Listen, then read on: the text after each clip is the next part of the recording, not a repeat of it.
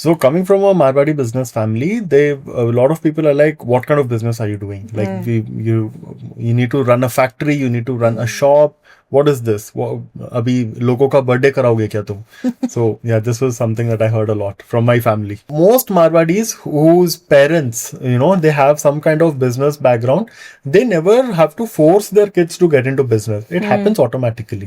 During COVID, when the times were uncertain and people were holding on to stability, there was one founder who took a bet on something that didn't have proof, that didn't have validation, and that was not even widely known.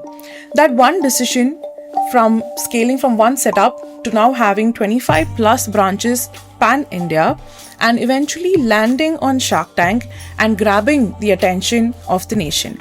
Hi, I'm Aishwarya Ramnath, and this is Why with AR, where we explore beyond what people build and how they built it, and truly understand why they built it in the first place. Today, we're in conversation with Yash Agarwal, co-founder of Binge. Let's jump into the conversation and ask his why.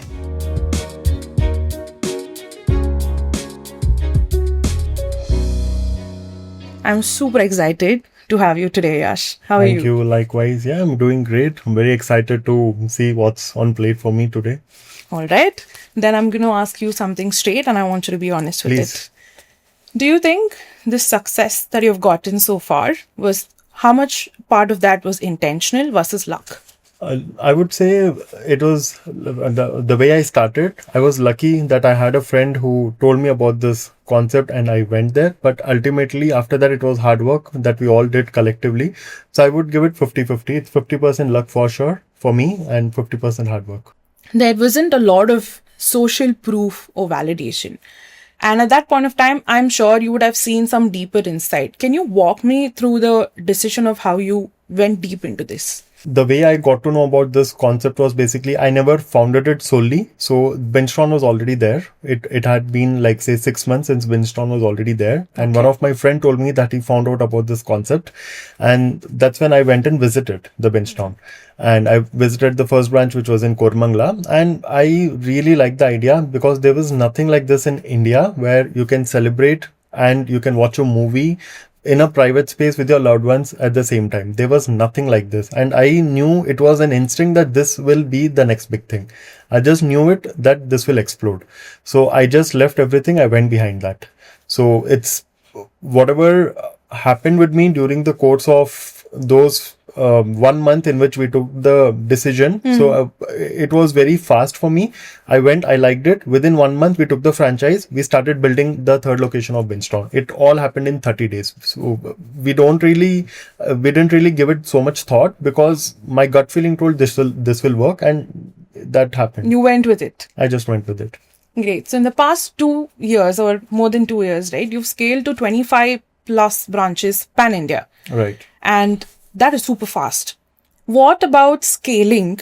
People feel is success, but it really sucks to do, but you anyway have to do it.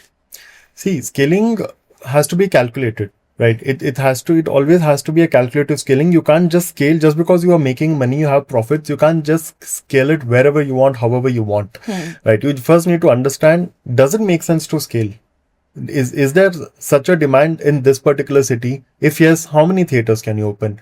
What kind of people do you want to cater? What is the monthly salary of people working in that city? Will they be able to cater a 4,000 rupees celebration on a regular basis? So once you calculate all these things, and then if you target in India, suppose it's very clear you have like 12 to 14 big tier 1 metro cities where you can easily scale. So it doesn't make that much of a hard decision. If it works in one metro, it should definitely work in the other metro. So we take that into account and start scaling. So do you have like a playbook that you follow, or it varies based on the demographic and the state? It definitely varies. So there are some core fundamental principles that it is non-negotiable, you can say. There is something that has to be done, right? We do that. It can be both in terms of which city to do, the survey that we do. It can be in terms of what kind of customer experience we want to give. So these are something that is fundamental to the company. Yes, in some city, maybe people like a little bit subtle decoration, right? So you need to cater to that. In some cities, people like little bit more showbazi, like Delhi. Right. People want that bling in Yeah. each and everything they do. So Yeah. you need to cater to that. But the core principle always remains the same. So when you initially started off, did you have to build visibility for this concept, or you already saw a running demand for this? No, honestly, there was no demand because even before that, I would say we don't know if there's demand or not because this is a new concept. Right. We don't know if it will run or not. So my co-founder Chetan, there were three people. They started it. Chetan, Vishnu, and Soumya. They started it, and they just made one small in like a 150 square feet room. They just made one setup and they started running performance marketing ads, and they saw people coming in. That's when they got the confidence. Okay, let us do the second one. When we went to speak to them and told them, dude, we are interested in a franchise because we want to see if it works for us. They were like, we are not gonna give you any guarantee. If you think it will work, you please take the franchise. If you think the idea will not work, don't take it. But your money is at your risk, right? So because I was very sure, me and Sanket both were very sure that this will definitely work, we took the franchise and then we started to scale. So how many founders in this company? So total we are 5 founders. Okay. Right. So the company was originally started by Chetan, Vishnu and Soumya, right? And then me and Sanket joined in. So now we are 5 co-founders. Okay. So you didn't know the 3 of them way before No. you joined in, No, right? nothing. So today, how do 5 of you operate? Because each of you might have an opinion, a different perception of viewing certain things, right? So how do you come together on the same page? There's one thing that we all have in common. That is, whatever we do, we want to do for the welfare of the company. That is established, right? Right. I have a different way of doing things. All 5 of us have different way of doing things. But ultimately, it's all for one common goal. That is for the welfare of the company. So yes, it's not like when there are 5 co-founders, you might be thinking there's a lot of fights happening, a lot of discussions, a lot of brainstorming. And yes, that happens. But ultimately, it is so much better than being a solo founder because now for one problem, you have 5 POV, right? Yes. And you mix up everything and you make one good product and you try to solve the problem. So it's better to have multiple founders. That's a very unpopular opinion, if I have to be very honest, right? Yes, agreed. So in some of the podcasts, even I think Nikhil Kamath said, one of the top 3 reasons for startups to fail is because of conflicts between founders. So is there a way that you guys have figured out to resolve conflict in your company? So yes, so anything, we have a golden rule in our company. So it doesn't go with the who has how much stake or whatever. We are 5 people. So if you have any major decision, majority wins. So if 3 people tell yes to a certain thing, it's done. That's all. So that is what we do, and there is a golden rule that we follow. And when it comes to conflicts, how do we resolve? Is, see, sometimes we all are 5 strangers, right? It's not like we are brothers and we are like, although we all are friends from very long time, at least me and Sanket are friends from long time, other 3 are friends from long time. But still, ultimately, there has to be some level of compromise, some level of humbleness that you have to show towards the other person. If you're very adamant, I don't disagree with Nikhil Kamath. That happens when all 3 or 5 co-founders are very adamant on whatever they want. Then conflicts are bound to happen. Where or what is the leverage that you earned when you became the co-founder of this business? Leverage that I earned was in terms on a broader scale. I would tell I was already trying to enter a business which someone had already tested out a little bit. So for me personally, this business people had already tested the waters. They saw, will it work, will it not work? But yes, they were not very confident because it has just been 6 months, right? We were very scared. What if it's a trend? What if this works for 2 years and after that, it's just like another cafe, right? People just go there because they have 100 good things in the beginning. And after that, there's one more cafe where people go, then one more cafe, then one more cafe. So we were very scared of that. But the way we provide customer experience to our customers, none of our competitors, so-called competitors, are not able to provide the kind of relation we have with our customers. No one is able to build that. So that is what is still keeping us alive. So on that, do you think your customers who walked into Binge Town knew exactly what they were seeking, or you sort of built that experience for them? No. So the day one when we started, it was just a private theater. No decoration, nothing. It was just a room with sofas and projector. That's it. Slowly people started asking, please give us a decoration. Please give us a cake. So we used to go from the nearby cake shop, get a cake for say 500, sell it for 600, or immediately Swiggy it and provide them a cake. So that's how we got to know that people are asking for such and such services. So Okay. today we have about 20 plus services apart from private theater. So all this is possible because customers have told us, right? Yeah. So you've been in that field, you interact with customers every day. They give you the inputs. You take that into account. Okay. So what's the belief that you had early on that turned out to be completely different or wrong for you? One belief was I thought because of everything that was happening, I thought that maybe this will work for only 2-3 years. Maybe we will not be able to scale it. Maybe we will not be able to provide that experience when we go the franchise model. Maybe the franchise partner might not work hard, or he might just try to tarnish the brand image because he might not be able to cater to the customers. That was wrong. So the best part is the relation. You need to have very good relation with whomever you're associating. They need to understand your belief, right? They need to understand your POV, why you're telling this, how you're telling this, and then if you associate with them and go ahead, then things will get solved. So this is coming as a shocker for me that even our franchisee branches are doing exceptionally well when similar to our own branches. So what is the principle that you follow when you have to maintain relationships with people who have invested in you? Is there sort of a discussion that you founders have to maintain that?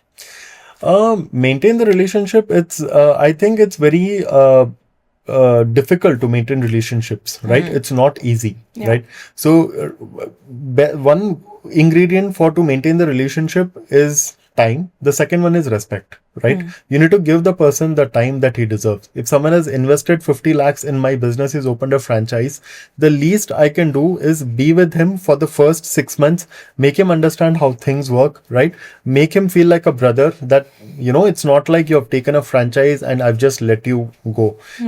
It's more than your premises, it's my premises. I will take care of it. So you need to build that trust, right? And if both people are trusting each other, then it's a cakewalk. Right. So let's talk about Yash a little bit, right? Sure. So this idea started with an instinct for you. But you come from a very different background, Yes. if I'm not wrong. So why did you think this shift was something that would actually work out for you in a long run? So yes, I am a mechanical engineer, right? I was very interested in renewable energy. So I did my master's from Germany in renewable energy, right? It has nothing to do with events. Yeah. My dad is into manufacturing and trading. I was also very much involved in his business. But when I heard about this concept, I always wanted to do something apart from a traditional business. That was there in me. That's why I even studied renewable energy, so that I can do something of my own in India. But unfortunately, because of COVID, none of that happened. So I was looking for something that can be a next big thing in India. Right. I was doing my own research, trying to find out things. Meanwhile, I came across this, and I always wanted to do something in hospitality. I was very inclined in customer experience, in customer service. So this was a perfect business fit for me. So do you remember your first few customers and your first few feedbacks? How much of that has been implemented in Bingetown, and how much of it has changed so far? Bingetown, what it is today, is a product of our customer reviews. It's a product of whatever our customers have given us inputs, right? As I told you, it was nothing before. So slowly, I remember one customer before, it was we did not have photo shoot service, right? So there was this one customer, he took the fog entry, okay, and he had a very nice customized cake for his wife. It was their anniversary. They came for the celebration. The husband was busy holding the camera and shooting for his wife. While the wife was entering and she was in the fog cutting the cake. That time he told, you guys have such good decoration and service, but why don't you have photo shoot? Yeah. Right. And photo shoot is something we thought, it's how do we crack it? We need a full-time photographer. We need this, we need equipment and all. I had a spare DSLR in my home. I took it next day and I did photo shoot of 2 people. I did it. I don't know much about it. I put it in automatic mode and I did it. Okay. Right. And it was at least 8 on 10. Right. It was not bad. So that's when we introduced photo shoot as a service. Then we started reel making as a service in Bingetown. And today, at least like 10% of your revenue comes just from photo shoot and reel service. So whatever our customer tells will definitely be implemented eventually. So, what was the one operational mistake that you did in the early stages that has saved you a lot of money today for Binge Town? Early mistake Yeah, early operational mistake. that has saved us money today. Yeah. Okay. We always look for cheap real estate. Okay. So, you ask any brand owner, that is a mistake, right? They would tell it's a mistake. You need visibility. You need to be on the main road. You need to be in the prime location at the signal where people are standing. We didn't choose that.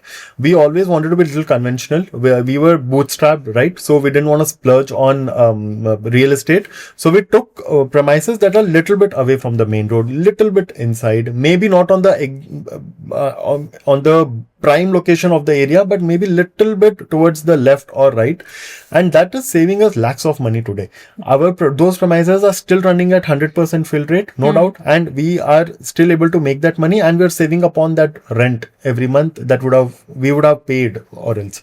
So that is something that's still helping us. So, what in this business is very fragile and can break, and you guys as founders are careful about it and mindful about it every single day? Customer experience. So only thing that is driving our business is our customer experience. If the customer comes to our premises and if he doesn't get his value for money, or he doesn't feel that it is value for money, he will never come again. He will never refer it to others, right? And it'll stop. The lifetime value of a customer will just become his one-time visit value. That's it. We don't want that to happen. So we need to work round the clock to make sure the customer experience is top-notch, so that the customer feels good and he refers other people for our services. So, you as founders can't be in every branches. Like, you have 25 plus branches pan India. How have you inculcated this to people who, like the staffs, who are running the branch? Like, what is your method of making sure your company is the same in terms of customer experience throughout India? We do it the soft way and the hard way, right? Okay. The hard way is our playbook, right? So whatever we have you can say we have a 25 pages playbook that each and every person of the organization has to follow, including the founders. That is non-negotiable. It has everything written down because it's a very operational heavy business, right? Yes. Per day we're doing 400 plus celebrations happen. So it's a lot of people, 300 plus staffs working to make 400 events happen. It's massive. So we have a playbook that tells that everything is documented and everything has to be followed by everyone, including how they speak to the customer, how they speak to each other in front of the customer. Each and every operational thing is documented. Each and every soft skill is documented. Training videos are made. This is what is shown to the people. And we are very strict about it. If it is not followed and if it is a genuine mistake, it's okay. But if it is something, if it's an attitude issue, if the person is not humble, if there's integrity issue, we take drastic steps with that person so that the person doesn't repeat those actions again. This is the hard way of doing things, and it is necessary, we feel. The soft way is by just talking to them. That's it. Most founders don't have the time to talk to their staffs. Yeah. They are talking to only high level 4-5 people and they expect them to run the show. It doesn't work that way. You don't have to talk to each and every person, but you need to at least have some kind of contact with the core people of your organization. People who are directly talking to the customers, the receptionist, the waiter who's serving the customer, because ultimately it's the customer is seeing the waiter. Customer is not seeing the founder at the premises. Yeah. He's just seeing the waiter. He's just seeing the receptionist. So we need to talk to them and they need to know what founders think and they try to learn something from it and try to. They represent your brand basically. Yes. Right? So, what is a common happiness or a feedback that you've gotten from your employees? From our employees, firstly, our pay is little bit above market standards, right? If you compare with any other hospitality industry, we pay a little over everyone. The reason is because we believe in paying extra and retaining the staffs, right? We believe in retention. We believe because we are training them for hospitality. We are training them for customer experience. If for 1,000, 2,000 rupees, if a staff leaves us, it is a much higher cost for us, right? Because we have trained that staff for 6 months, 8 months, 1 year, 2 year. And now if they leave the organization for just 2,000, 3,000 rupees, we'll be never be able to, take that loss in terms of opportunity cost. So one thing that staffs love about this company is the salary, because they get little bit extra. Second, it's a fun job. Yeah. The job itself is fun. It's not like you have to sit on the desk and do some data entry job, or you have to be on the call always. No, it's a fun job. People are coming, trusting them that they'll make their event successful, and they're making it happen every day. Has the vision of Bingetown changed from what it started with and what it's running on today? Yes, I would say yes. It started off in terms of vision of the product. Yes, it started off as a pure private theater. Today, the private theater component is just 5%. 95% is celebration. So the vision of the product, the way the product has changed itself during these course of 4 years is drastic, right? We have completely changed the product in some sense.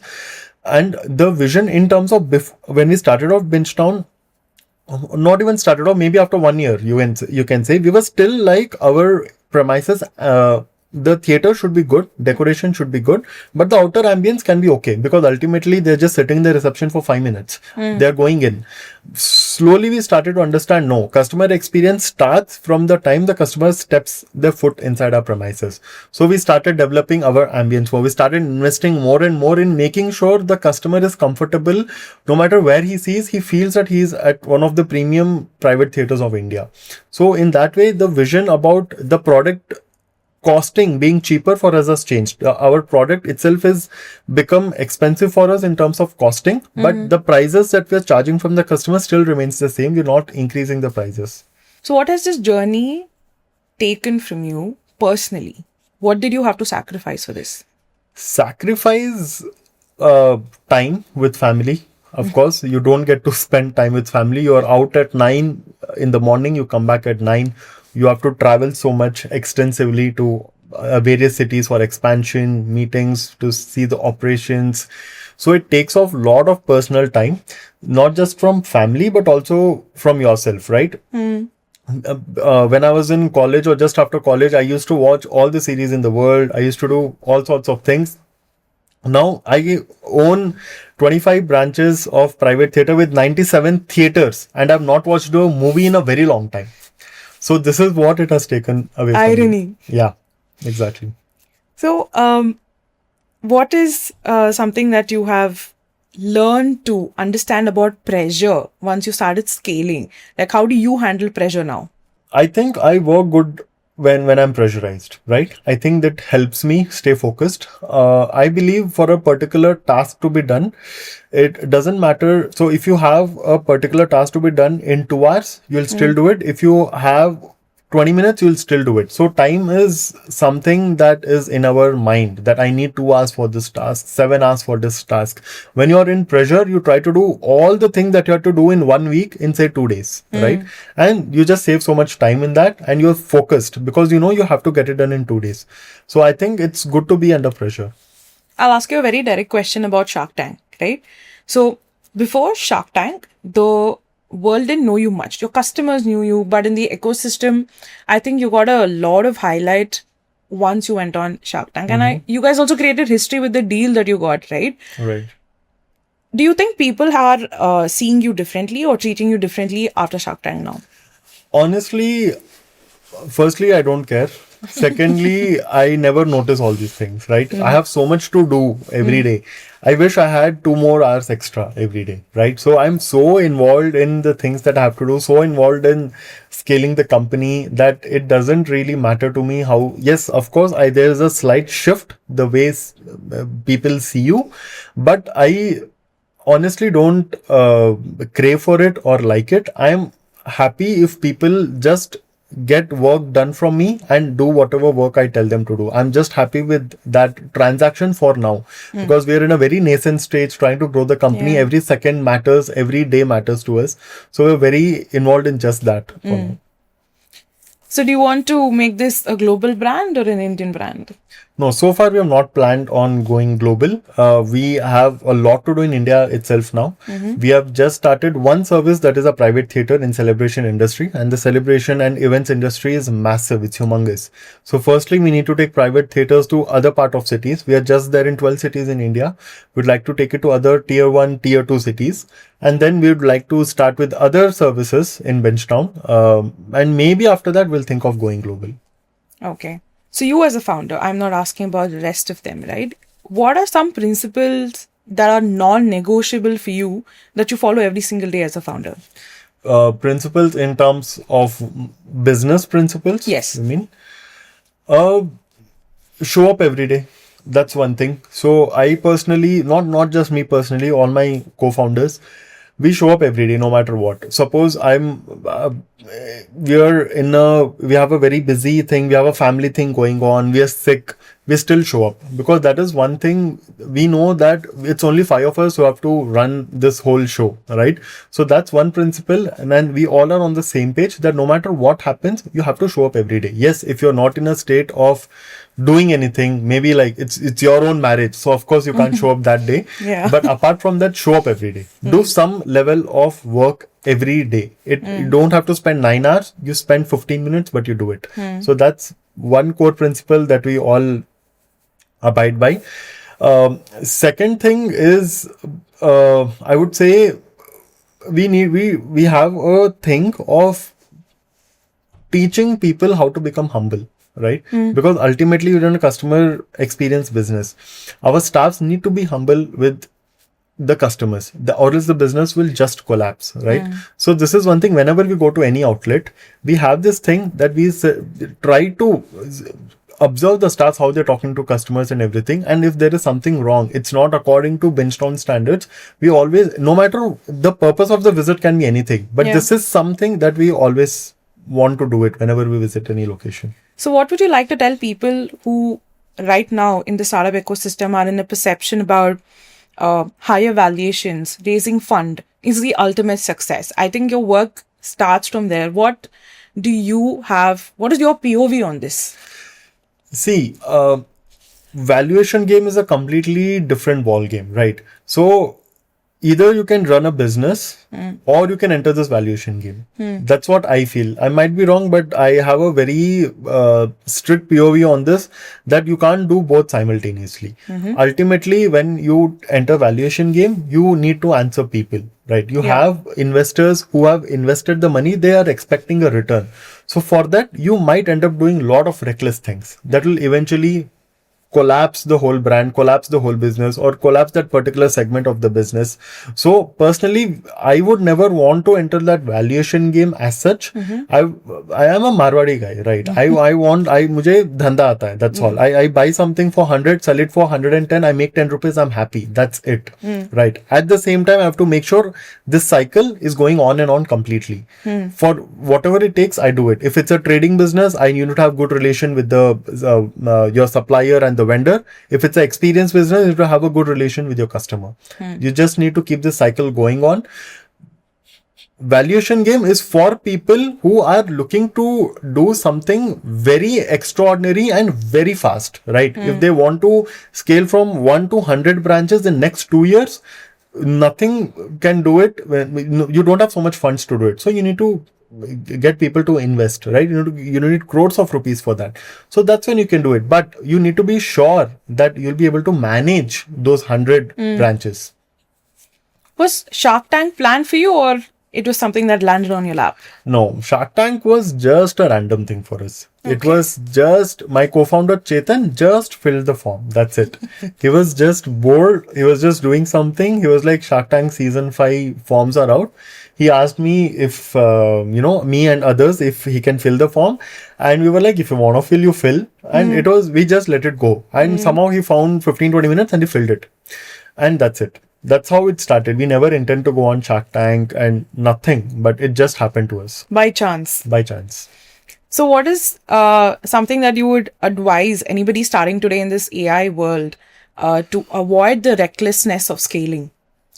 Scale if you're confident, but don't scale only if you're confident. You need to be confident about the product, but also you need to have some data, right? You need to, like, I am very confident that I can scale Bingetown to 100 branches in India, right?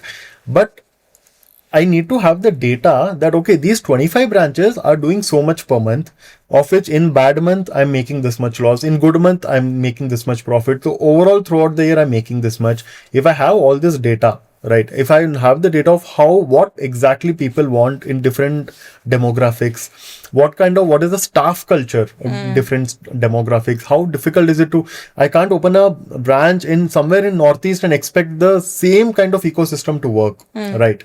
So you go ask ChatGPT that Bingetown has 25 branches and I as a founder want to scale it to 100, it'll tell yes, please go ahead, right? Because Yeah.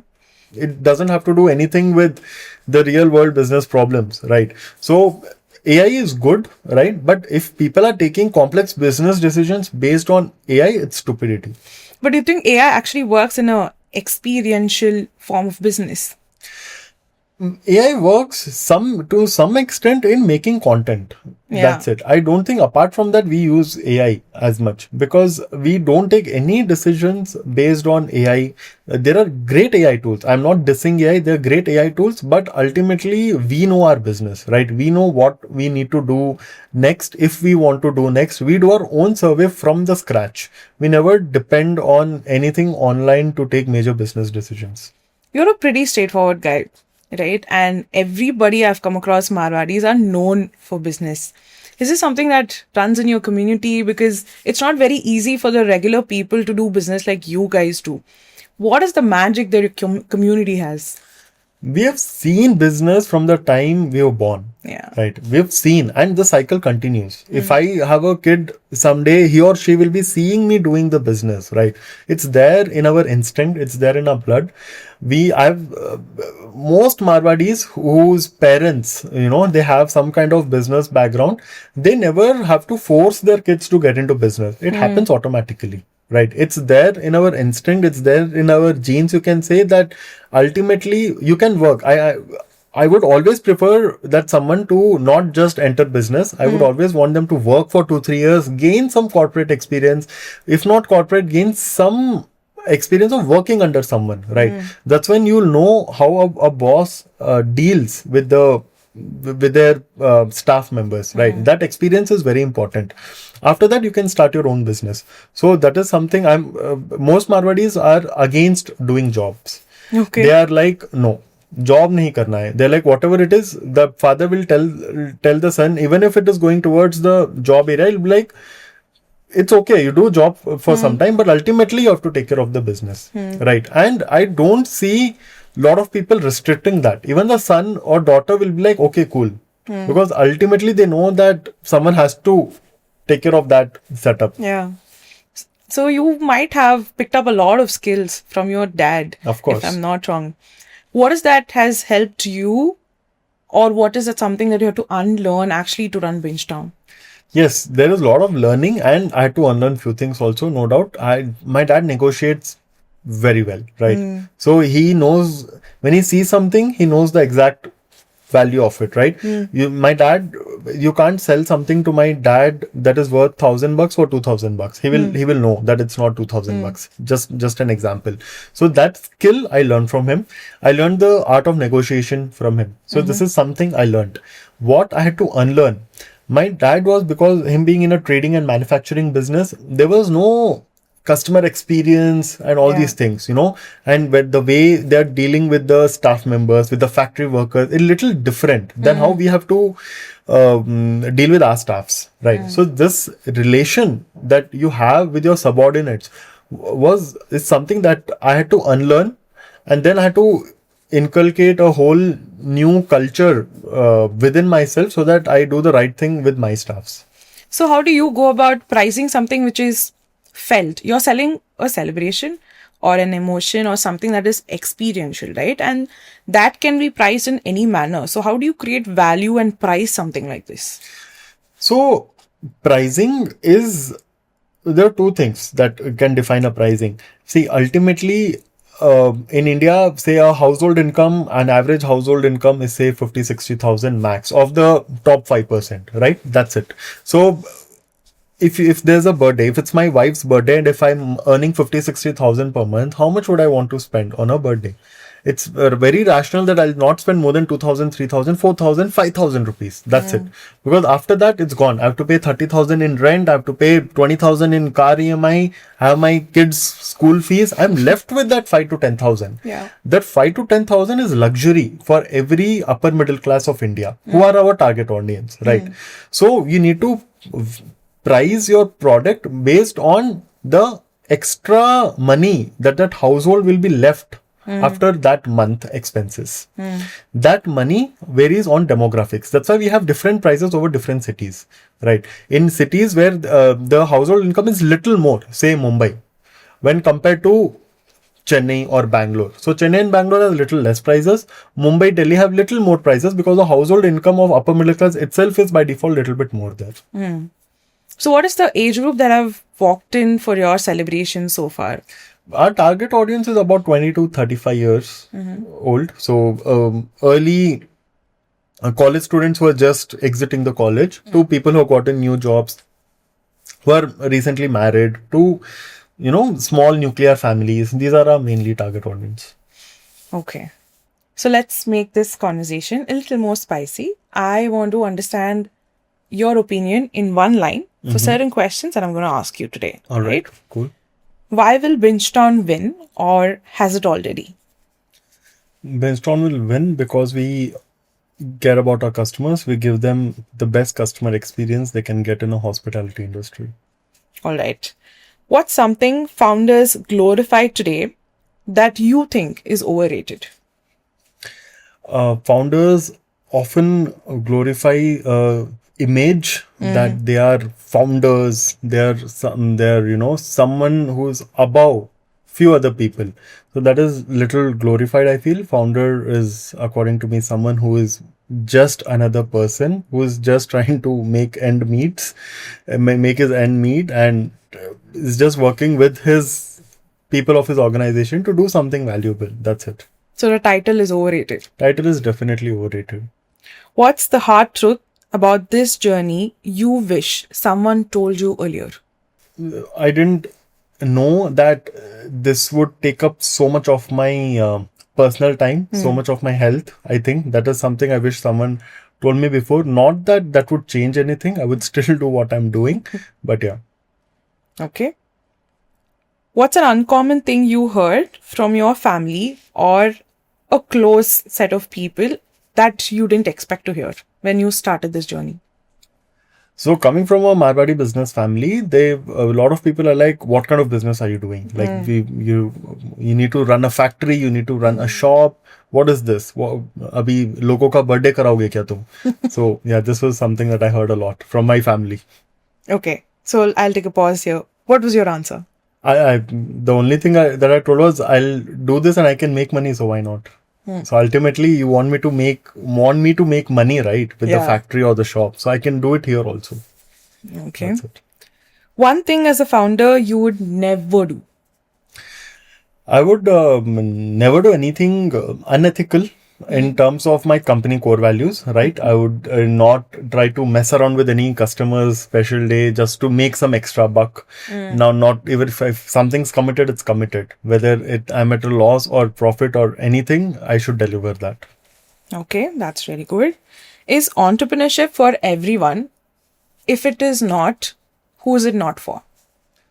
Entrepreneurship is not for everyone. If there is someone who really values his work-life balance, he really wants that peace of mind, who really wants that Saturday, Sunday off, who really wants to work for only 9 hours a day, it is definitely not for them.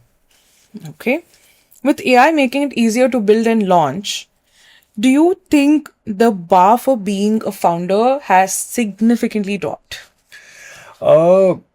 Yes, it has, because nowadays you do any small thing and you're like, I'm a founder, right? So being a term founder itself is very misleading. It has been made misleading. Founder is basically I think anyone who owns a business is a founder of that particular thing, according to me. So my dad is the founder of his factory, right? So the term itself is misleading at this point. People think founder as some godly figure who's doing something great, who's saving the world. No one's doing that. What about valuation or fundraising is glorified today? It is glorified. Yes, it is glorified, and it is being misused more than being glorified. People who might not have such great ideas are still going out seeking for funds. People who have not tested the waters yet, who don't know the PMF, product market fit, anything. They just have a small idea, they just have a vision, and they're going to raise funds. And most of them are spending years together trying to get that initial fund, rather than just starting with whatever money, capital, experience, network they have. They don't want to start with that. They first want to go get that first seed funding. Yeah. And that is being glorified a lot nowadays. What is one shift that you've seen in the way of building a company that has changed before and after AI? After AI, the cost of human has reduced, right? It is good for the business, bad for the employees, right? So as and when AI comes, there is no industry in this world that has not been affected by AI. Each and every small business has also been affected. So you can now get content easily, right? You don't need a 50,000 rupees person on payroll to get content. You just need a 2,000 rupees cloud subscription, and you have all the content for the month, right? You have AI chatbots. You don't need people to type in, right? You have AI systems. We have AI systems in place to do audits or process audits. We have AI systems in place to do call audits, right? So when a small business like ours is using AI so much, imagine the whole world.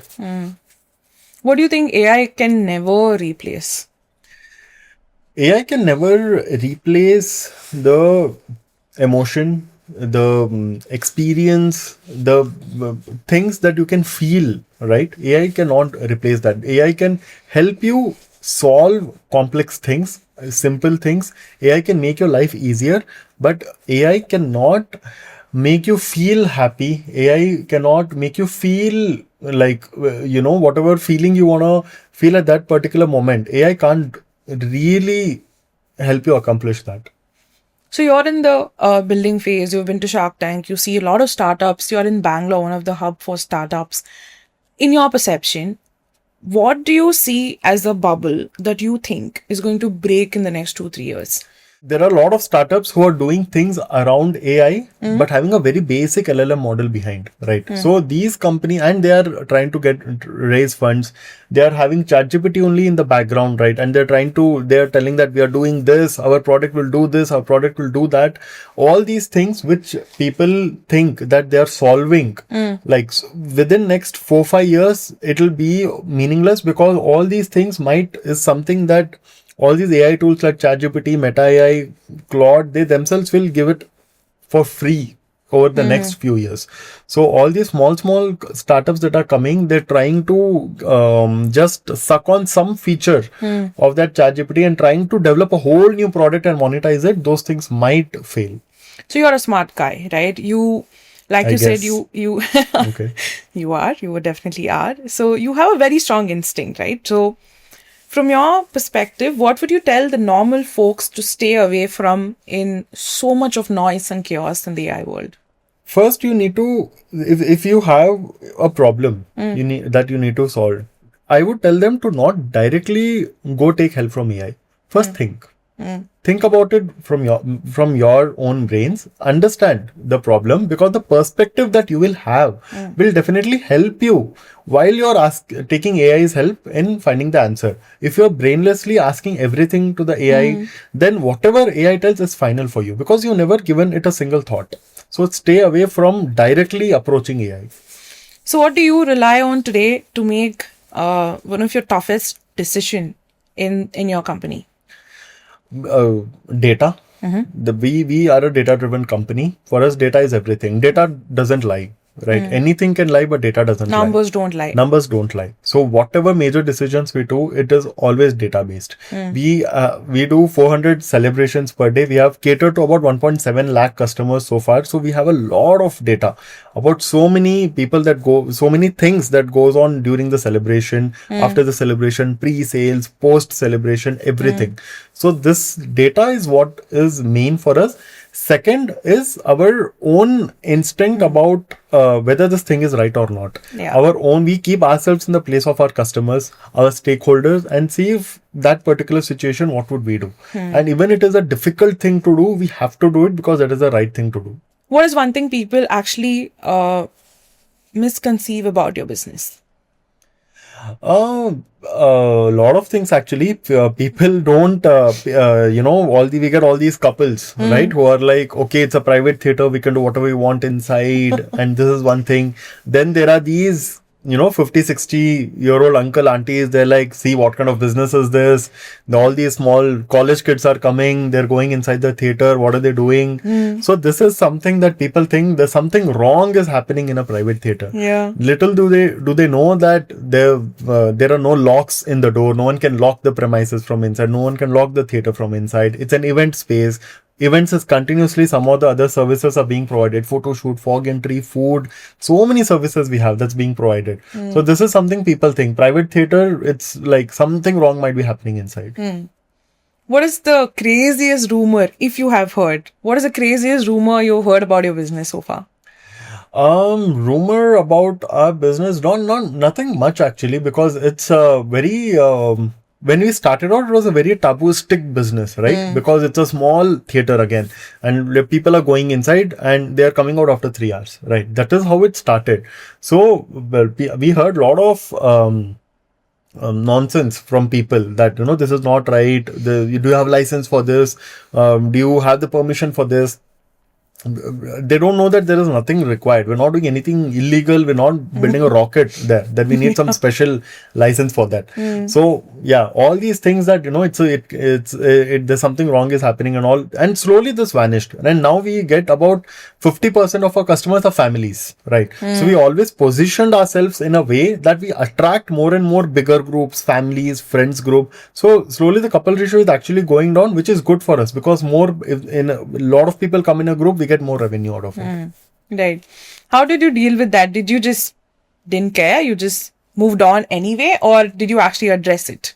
No, you can't just move on. If so many people are telling one thing, you can't just ignore it. It doesn't work that way. You have to position yourself. You have to, maybe we positioned ourselves in a wrong way in the beginning, that people were thinking this is what we can do. So we had to change that, right? We slowly positioned it in terms of marketing, PR and everything, that this place is not only for couples. In fact, out of our 97 theaters we have, purely couple theaters are only 10 to 12. That's all. We don't have any couple theaters because that is not our main target audience also. Yes, it is. We want couples to come, suppose, because it's a very beautiful experience for them. Yeah. A husband surprising wife, it's full dreamy, there's fog, there's a beautiful decor, there's cameras everywhere, the staff is serving food. It's a luxurious experience for a couple. So we obviously want them to come, but at the same time, in terms of revenue, if bigger groups come, it makes more sense for us. So to you personally, what does growth mean to you? For me personally, I would not tell growth in terms of like money or how many locations you have. It's growth for me is if when a customer exits my premises, right? If he's going happily, that particular event is successful. If per day, if I'm doing 400 events, of which even if 350 people go happily, that is sufficient for me. That one day is like one day growth for me, right? And then tomorrow the same cycle repeats. For me, growth is directly linked to how happy that customer has gone from my premises. That's it. So in a journey of building a career or building a business, we all go through rejections. What is one of the hardest rejections that you had to dwell with, and how did you sort of come out from that? Rejections in a business, it's a everyday thing. You get rejected because as founders, you need to go out there and ask. Only then you will either get accepted or rejected, right? But the chances of acceptance is still there. But if you don't ask, you'll never know what will happen. So we always go for it, right?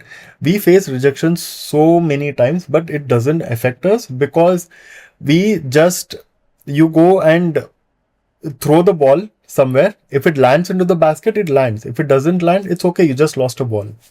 So it doesn't really impact us that much. So in your industry, what is the type of rejections that you get? In our industry, rejections can be in terms of like in business perspective, if we speak, there are sometimes a lot of rejections in the real estate. We are a very real estate heavy business, right? So rejections, we face a lot of rejections in terms of real estate when we are finalizing a location. We take somewhere about 3 to 4 months to finalize one location. Because no one wants to give their premises to our kind of business. Because we have sound system going on, people are coming and going. We run from 8 in the morning till 1 in the night. So it's a full day footfall business, right? So sometimes we spend so much time and effort in finalizing a location. Everything is done.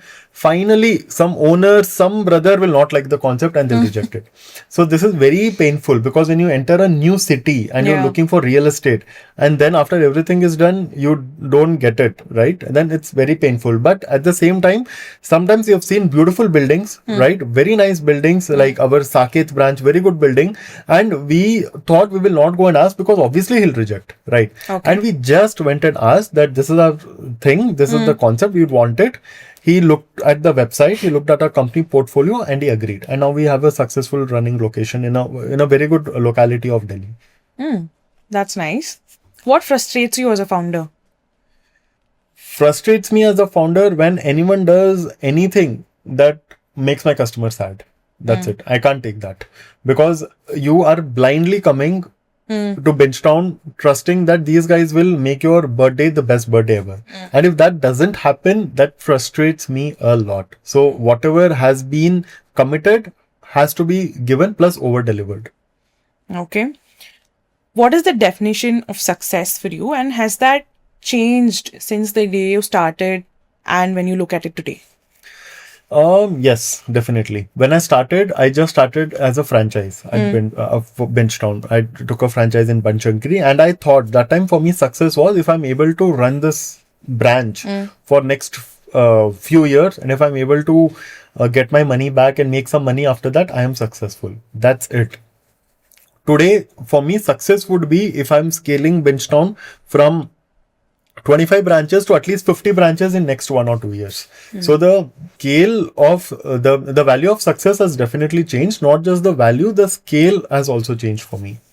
Okay. So what is one thing that you would tell people out there who are trying to scale, especially in India, trying to scale an experiential brand, right? Because Indian demographic is really not easy in terms of emotions, right? Definitely. What has been your learning and what would you tell the audience as well? You have to deliver value for money. You have to over deliver value for money in India only, and you need to have some credibility. Only then you need to scale. In India, it's not like you have a good cafe and you think your products are good, right? So you start scaling it. No, it doesn't work that way. If your product is good and if you're able to see regular customers come for at least 6 months or at least 1 year, then you should even think about opening another branch. All the big brands that are there, they didn't start scaling on day one. The one biggest example I can take is Rameshwaram Cafe. Rameshwaram Cafe just started out at one outlet. Before it was just a cart, then one outlet. They understood how everything works and then they started to scale. Rameshwaram Cafe might have the capital and funding to open one branch in every area of Bangalore, but they're still stuck to 4-5 branches. They're still learning. They're trying to expand to new demographics, one step at a time. So every company has a set of brand values that they follow, right? Like in one word, let's say, for example, I was working in weddings, and for us, resilience is also some of the brand value that we follow for our internal employees. What is a brand value for Binge Town? Humble. We believe everyone needs to be humble to everyone. A founder needs to be humble to its staff. The staff needs to be humble to the customers. This is something that we abide by. What's next for Binge Town? Bingetown, we are currently scaling to all the parts of India. We are there in only 12 cities. We would like to scale to other cities. Apart from that, in the experience-based business that we are in, we would like to offer more services, offer more products, I would say. We are currently not catering to a lot of people. We are not catering to much bigger groups who want to party. We're not catering to pool parties. We're not catering to people who are specifically looking to party with alcohol maybe. So this is something we are not doing at all, right? So there is a lot of scope for us to scale. So, but once we finish scaling our current model, we'd like to start something else. Okay. To summarize all of this, what has Yash gotten from Bingetown today? Yash has gotten a lot of things from Bingetown. Okay.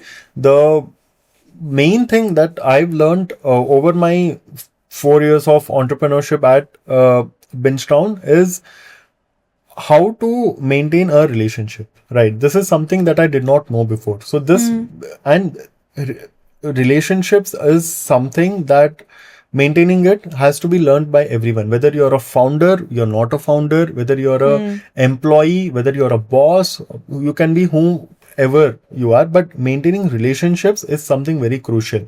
And the more relationships you have, the wider is your network, and ultimately you can leverage on that. Great. I think we've had a very refreshing conversation with you, a very straightforward conversation with you. I think we all needed that. And coming from a straight up Marwadi guy, I have to say this. I mean, we all look up to your community, the way you do business, right? Like you said, Dhanda.